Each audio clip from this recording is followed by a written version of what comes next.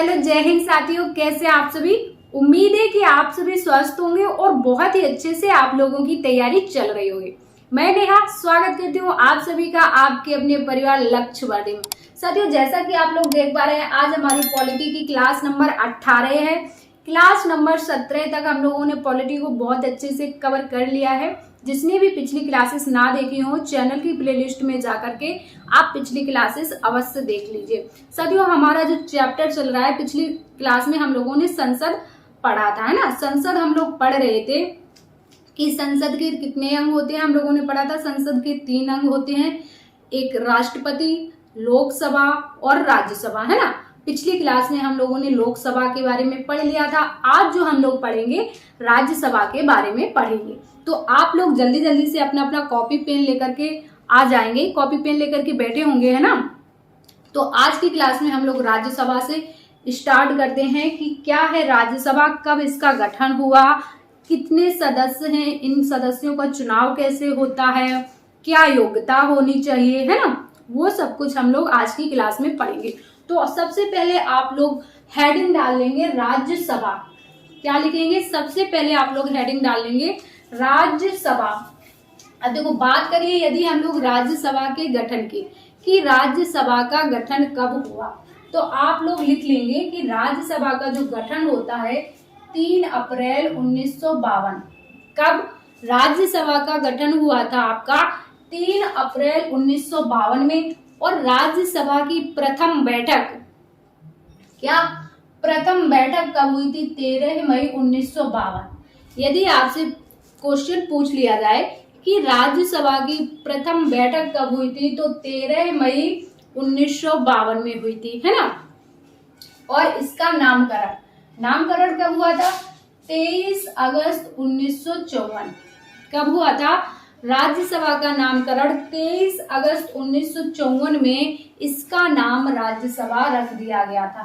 क्या नाम इसका राज्यसभा रख दिया गया था? 23 अगस्त 1954 में। क्लियर? सारी चीजें आपको क्लियर होती जा रही हैं, है ना। अगर आपसे पूछ लिया जाए राज्यसभा के और क्या क्या नाम होते हैं, तो राज्यसभा को हम लोग उच्च सदन कहते हैं, अपर हाउस कहते हैं, है ना। उच्च सदन यानी कि अपर हाउस और द्वितीय सदन। क्या क्या होता है? उच्च सदन यानी कि अपर हाउस और द्वितीय सदन, ये होते हैं आपके राज्यसभा के अन्य नाम। क्लियर? तो आपको ये समझ में आ गया कि राज्यसभा का गठन कब हुआ, प्रथम बैठक कब हुई, इसका नामकरण हुआ और इसके क्या क्या अन्य नाम होते हैं। क्लियर? अब हम लोग पढ़ेंगे राज्यसभा के गठन के बारे में, कि राज्यसभा का जो गठन है संविधान में कहाँ पर दिया गया है ना, किस अनुच्छेद में। पिछली क्लास में हम लोगों ने पढ़ा था कि एक हम लोगों ने ट्रिक पढ़ी थी, है ना, क्या सरल, है ना। और आर्टिकल सा से संसद 79, राज से राज्यसभा 80 और ला से लोकसभा 81। यहाँ पर हम लोगों ने लिखा था और पढ़ा था, यदि आपको याद आ रहा हो तो, है ना। तो पिछली क्लास में हम लोगों ने पढ़ा था कि आर्टिकल 80 में राज्यसभा के बारे में बताया गया है। तो देखो, राज्यसभा का गठन कहाँ पर है आपके? अनुच्छेद 80 में। अनुच्छेद 80 में बताया गया है कि आपके संसद में एक अंग होगा, संसद का एक अंग होगा, क्या? राज्यसभा, है ना। संसद के 3 अंग होते हैं ना, राष्ट्रपति, राज्यसभा और लोकसभा। तो 80 में है आपका राज्यसभा, अनुच्छेद 80 में। अब बात करें कि इसमें अधिकतम सीटें कितनी हो सकती हैं। राज्यसभा में जो अधिकतम सीटें कितनी हो सकती हैं, ये बात किस आर्टिकल में लिखी हुई है। तो राज्यसभा में कितनी सीटें हो सकती हैं, ये बात आपके आर्टिकल 81 खंड 1 में, है ना। आर्टिकल 81 खंड 1 में राज्यसभा की सीटों के बारे में बताया गया है कि जो आपकी राज्यसभा में है अधिकतम सीट 250 है। कितनी है? अधिकतम सीटों की संख्या कितनी है? 250। क्लियर? अब ये 250 सीटें कैसे आएंगी, कितनी आपकी केंद्र शासित प्रदेशों से आएंगी और कितनी राज्यों से आएंगी। तो देखो, ये आपकी 250 जो सीटें हैं, ये देखो इसमें से 12 सीट तो वो हैं जो राष्ट्रपति मनोनीत करते हैं, 12 सीट तो वो हैं 250 में जिन्हें राष्ट्रपति जी मनोनीत करते हैं। कहाँ से मनोनीत करते हैं? कला, साहित्य, है ना, और समाज सेवा के क्षेत्र से जिन्हें राष्ट्रपति जी मनोनीत करते हैं। ये 12 सीट वो हो गई। और बची कितनी? 238। ये राज्य और केंद्र शासित प्रदेशों से आती हैं 238, है ना। अब हम लोग ये देखेंगे कि कितनी राज्यों से आती हैं और कितनी केंद्र शासित प्रदेशों से आती हैं। ये आप टोटल लिख लीजिए कि 12 सीटों को राष्ट्रपति मनोनीत करते हैं और 238 जो है राज्य और केंद्र शासित प्रदेशों से आते हैं। क्लियर? यहां तक आपको चीजें क्लियर हुई। अब आप लोग लिख लीजिए वर्तमान में राज्यसभा की सीटें कितनी हैं, है ना। अब आप लोग हेडिंग डालिए वर्तमान में राज्यसभा की सीट। देखो लिखा है यहाँ पे वर्तमान में सीट, आप लोग लिखिए वर्तमान में राज्यसभा की सीट कितनी है। वर्तमान में जो राज्यसभा में सीट है 245 है। कितनी? 245, है ना। 245 है वर्तमान में, जिसमें से 12 तो राष्ट्रपति द्वारा मनोनीत है ना। राष्ट्रपति द्वारा 12 तो मनोनीत है राष्ट्रपति द्वारा।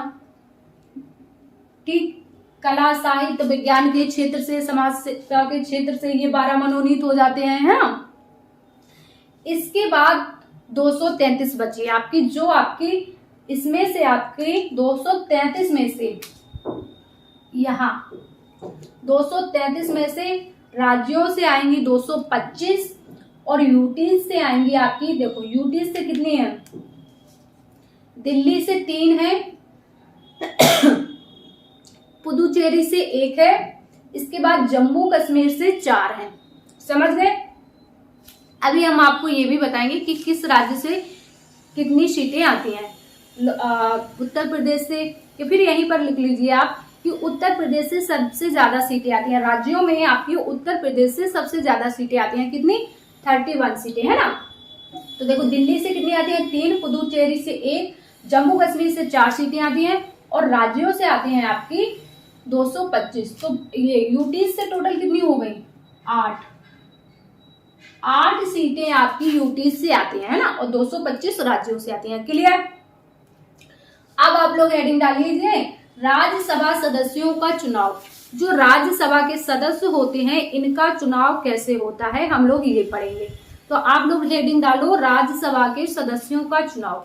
तो देखो जो राज्यसभा के सदस्यों का चुनाव होता है, लोकसभा में हम लोगों ने पढ़ा था कि लोकसभा के सदस्यों का चुनाव कैसे होता है? प्रत्यक्ष रूप से होता है ना।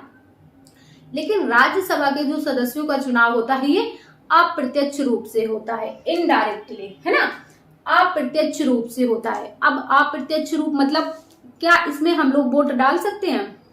क्या हम और आप इसमें वोट डाल सकते हैं? नहीं डाल सकते, क्योंकि ये अप्रत्यक्ष रूप से होता है। तो इसमें वोट कौन डालता है? जो हम लोगों के द्वारा प्रतिनिधि चुने जाते हैं वो वोट डालते हैं। अप्रत्यक्ष रूप से होता है विधानसभाओं के निर्वाचित सदस्यों के द्वारा। किनके द्वारा होता है? जो हम लोग विधानसभाओं के सदस्यों को निर्वाचित करते हैं, चुनाव करते हैं ना, तो उनके द्वारा ये वोटिंग होता है, यानी कि चुनाव होता है ना। और जो होता है कैसे होता है? आनुपातिक प्रतिनिधित्व मत प्रणाली के आधार पर। कैसे? आनुपातिक प्रतिनिधित्व मत प्रणाली के आधार पर इनका चुनाव होता है राज्यसभा के सदस्यों का। क्लियर? तो यहाँ तक आपको सारी चीजें क्लियर हुई। यहाँ तक आपको सारी चीजें क्लियर हुई, इनको आप नोट कर लीजिए। अब आगे हम लोग पढ़ेंगे राज्यसभा सदस्यों की योग्यताएं, कि जो भी व्यक्ति राज्यसभा का सदस्य बनना चाहता है उसके पास क्या क्या योग्यता होनी चाहिए। तो देखो राज्यसभा के सदस्यों की योग्यताओं के बारे में लिखा है आपके अनुच्छेद 84 में राज्यसभा के सदस्यों की योग्यताओं के बारे में लिखा है कि वह पहली शर्त तो ये है कि वो भारत का नागरिक होना चाहिए। दूसरी शर्त ये है कि वो 30 वर्ष की आयु कंप्लीट कर लेना चाहिए। इसके बाद किसी लाभ के पद पर नहीं होना चाहिए, पागल या दिवालिया नहीं होना चाहिए, है ना। तो ये सारी शर्तें हैं। देखो भारत का नागरिक हो, 30 वर्ष की आयु कंप्लीट कर चुका हो, लाभ के पद पर ना हो, पागल या दिवालिया ना हो। क्लियर? अब इसके बाद अगला है आपका कार्यकाल, कि कार्यकाल कितना होता है। तो देखो अनुच्छेद है आपका 83 का खंड 1, ये अनुच्छेद लिख लेंगे आप, अनुच्छेद है ना, अनुच्छेद 83 खंड 1 में है आपका कि जो आपका राज्यसभा होता है, राज्यसभा स्थायी सदन होता है, राज्यसभा कभी भंग नहीं होती है ना। तो राज्यसभा है आपका, ये स्थायी सदन है, इसके सदस्यों का कार्यकाल, ये चीज आप याद रखेंगे, राज्यसभा के सदस्यों का कार्यकाल 6 वर्ष होता है, ना कि राज्यसभा का। ठीक है, राज्यसभा तो एक स्थायी सदन है, कभी भंग नहीं होता है, इसके सदस्यों का कार्यकाल होता है 6 वर्ष। क्लियर। इसके बाद राज्यसभा में सीटें, कि राज्यसभा में सीटें कहां से कितनी सीटें आएंगी, तो ये बात कहां पर आपकी कही गई है, किस राज्य से कितनी सीटें आएंगी, किस आधार पर सीटों का बंटवारा होगा, तो वो देख लीजिए।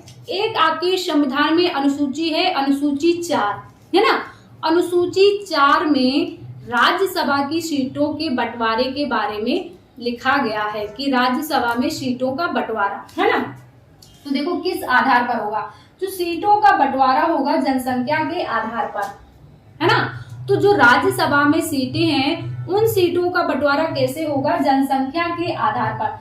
और हमने अब पीछे भी पढ़ा था कि सबसे ज्यादा जो राज्यसभा की सीटें हैं सबसे ज्यादा उत्तर प्रदेश से आती हैं, क्योंकि उत्तर प्रदेश की जनसंख्या सबसे ज्यादा है और सीटों का बंटवारा भी जनसंख्या के आधार पर होता है। तो उत्तर प्रदेश में सर्वाधिक सीटें हैं कितनी, 31 है ना।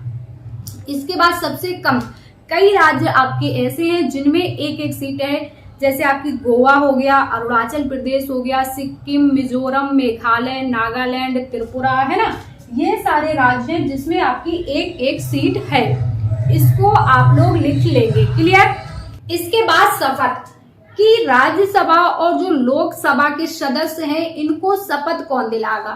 तो देखो अनुच्छेद है आपका 99 अनुच्छेद में लिखा है कि राज्यसभा और लोकसभा के सदस्यों को जो शपथ दिलाएंगे भारत के राष्ट्रपति। कौन दिलाते हैं, लोकसभा और राज्यसभा के सदस्यों को शपथ राष्ट्रपति जी दिलाते हैं। क्लियर। अब हम लोग पढ़ेंगे प्रथम लोकसभा अध्यक्ष, यानी कि लोकसभा के प्रथम अध्यक्ष कौन थे। तो जल्दी जल्दी से आप सभी लोग बता दीजिएगा कि कौन थे प्रथम लोकसभा के अध्यक्ष, यानी कि लोकसभा के प्रथम अध्यक्ष। तो आप सभी को पता है कौन थे, जीवी मावलंकर, है ना। गणेश वासुदेव, कौन थे, पूरा नाम लिख लेंगे आप लोग, गणेश वासुदेव मावलंकर, वासुदेव मावलंकर, ये थे आपके लोकसभा के प्रथम अध्यक्ष, है ना। और अगर आपसे वर्तमान पूछा जाए, कौन, वर्तमान अध्यक्ष पूछा जाए, तब आप क्या बता देंगे, वर्तमान कौन है। तो आप सभी को बताए कि वर्तमान कौन है, जल्दी से बता दो फटाक से। ओम बिड़ला, कौन है, ओम बिड़ला है आपके वर्तमान लोकसभा अध्यक्ष, है ना। अगर इनकी बात करें सैलरी की, क्या, वेतन कितना होता है, तो 4 लाख रुपए। जो आपके लोकसभा के सदस्य होते हैं इनका वेतन कितना होता है, 4 लाख रुपए। ये चीज आप समझ गए। इसके बाद आप लोग लिख लो, क्या लिख लोगे, कि राज्यसभा के प्रथम सभापति। देखो जो लोकसभा में हेड होते हैं कौन होते हैं, अध्यक्ष होते हैं, और जो राज्यसभा में हेड होते हैं वो कौन होते हैं, सभापति, राज्यसभा के सभापति। बात क्लियर, इतनी बात क्लियर। लोकसभा में कौन हेड होता है, लोकसभा में कौन हेड होता है, स्पीकर यानी कि अध्यक्ष, और राज्यसभा में कौन होते हैं, सभापति। राज्यसभा के प्रथम सभापति, फर्स्ट लिख लो यहाँ पे, है ना।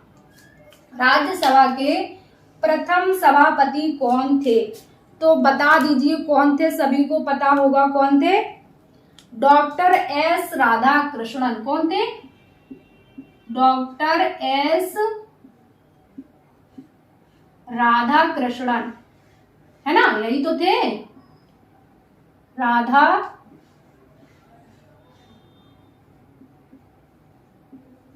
कृष्णन। क्लियर। इसके बाद अगर आपसे पूछा जाए वर्तमान कौन है, तो वर्तमान कौन है आपके सभापति, वर्तमान बता दीजिए कौन है फटाफट से, सभी को पता है कौन है, जगदीप धनखड़, है ना। कौन हो जाएंगे आपके, जगदीप धनखड़ हो जाएंगे वर्तमान सभापति, जगदीप धनखड़। और इनका वेतन कितना होता है राज्यसभा के सभापति का, तो इनका भी वेतन कितना होता है आपके 4 लाख रुपए। इनका वेतन भी कितना होता है, वेतन 4 लाख। क्लियर। अब एक पॉइंट और आता है आपका, एक पॉइंट ये आता है कि जो आपकी लोकसभा और राज्यसभा की संयुक्त बैठक होती है। अच्छा, संयुक्त बैठक कब होती है ये बताइए, संयुक्त बैठक कब होती है, जब कोई साधारण बिल पर, है ना, लोकसभा और राज्यसभा में आपसी सहमति नहीं हो पाती है, तो उस कंडीशन में आपकी संयुक्त बैठक होती है ना। और उस बैठक की जो अध्यक्षता करते हैं कौन करते हैं, लोकसभा के अध्यक्ष। अगर आपसे पूछा जाए कि संयुक्त बैठक की अध्यक्षता कौन करता है, तो आप बताएंगे कि लोकसभा के अध्यक्ष करते हैं। लेकिन ये संयुक्त बैठक बुलाता कौन है, बुलाने का अधिकार किसे है, तो राष्ट्रपति को। आर्टिकल 108 में संयुक्त बैठक को बुलाने का अधिकार किसे है, राष्ट्रपति जी के पास है। ये चीज आप लिख लीजिए। क्या, संयुक्त बैठक की अध्यक्षता, है ना, संयुक्त बैठक की अध्यक्षता, संयुक्त अधिवेशन लिख लो या संयुक्त बैठक, है ना, संयुक्त अधिवेशन लिख लो, अधिवेशन। जो आपका संयुक्त अधिवेशन होता है की अध्यक्षता कौन करते हैं, तो अध्यक्षता करते हैं आपके लोकसभा के अध्यक्ष। कौन,